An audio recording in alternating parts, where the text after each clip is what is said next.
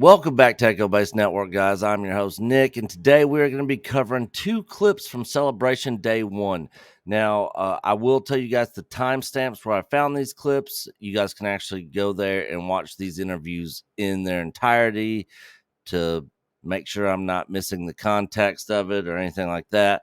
But I just wanted to address these because it seems like there's been a cancer or a virus that has plagued Disney and Lucasfilm, and especially Star Wars. And this right here just kind of shows it. Now, anybody that watched Celebration knows it's all the Force is female, and there's nothing wrong with having girl power or good, well written girl characters in any of these movies or anything, but it is so overwhelmingly shoved down your throat and in your face, and how they're the greatest ever and men just suck. It's after a while, it's just getting old.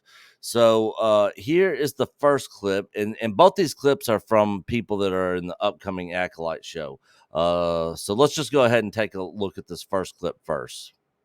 And just to give you context, she asked them, "Can you basically sum up your character or the Acolyte show in one word?"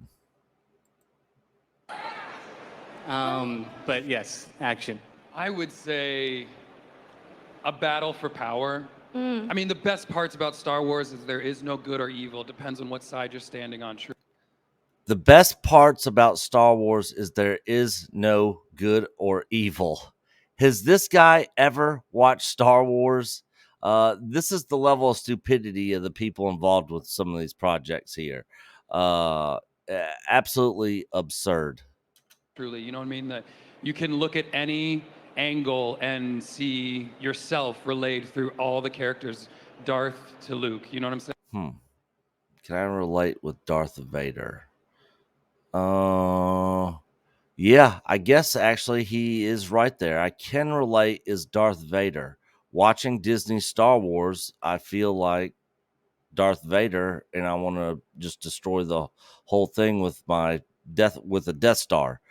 Just wipe out Disney Star Wars, Disney altogether with the Death Star and all this craziness that they're giving us here. Saying, but this show, yeah, I shouldn't use Darth Vader and Luke Skywalker. I'm sorry, I'm too casual with that. This show is truly about that balance of power and balance of good versus evil, and realizing Balance of power, good versus evil. Wait, what did he just say just a minute ago? I mean, the best parts about Star Wars is there is no good or evil. Depends on what side you're standing. All right, there is no good or evil, but then this show is truly about that balance of power and balance of good versus evil, and realizing. But then he talks about balance of good versus evil. Starts at the roots. Truly. I also say it's a very makes no emotional sense. show in a way. I don't know what this guy's talking about. I don't even think he knows what he's talking about. So so that's the first clip, guys. All right, so that first clip was at the 45-minute, 30-second mark of Day 1 Star Wars Celebration on the Star Wars YouTube panel. The second clip is at 1 hour, 55 seconds is where I'm starting this one. Jody, can you tell us about your character? Okay, well, let me try to talk about this without getting fired or murdered. So my character, she's a powerful leader. A powerful leader. Yes. Yes. In a very woman-centered world, which I was very excited to kind of be that, because I feel like Star Wars is very like patriarchal, so it was very kind of patriarchal cool to have like this sort of woman-centered figure. And the crowd cheers. These lemmings are cheering for this. Like, this is a good thing, like, oh, woman power. Like, again, what I said at the beginning, most people don't have a problem with female characters or even female leads. Most people love Ripley in Aliens movie. That's examples used all the time. Or Sarah Connor from the Terminator series. That's another example that's used a lot. And I'm sure there's tons more out there. Those are just the two that automatically come to the top of my head. So that has nothing to do with it. But this, everything's got to be women based, because like there's not enough women stuff out there, is absolutely ridiculous to me. And you know, she's really sort of going through a struggle, because I mean, that's Star Wars, right? Like, we're going through a struggle.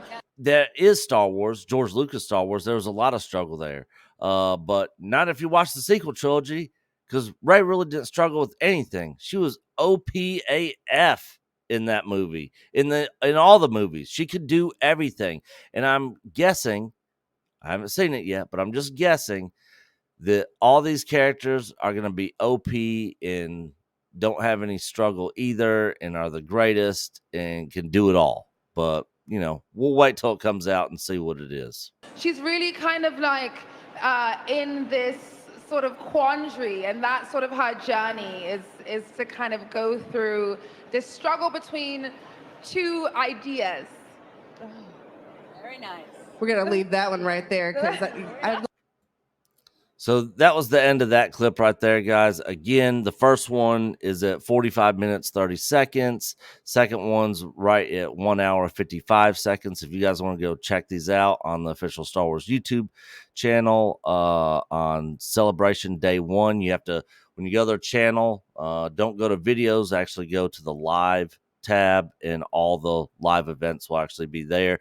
If you guys know of any other clips out there that are as cringe and just strange and weird as these two, let me know in the comment section below on which day celebration coverage it is, and give me a timestamp, and I'll look at possibly maybe reviewing those as well.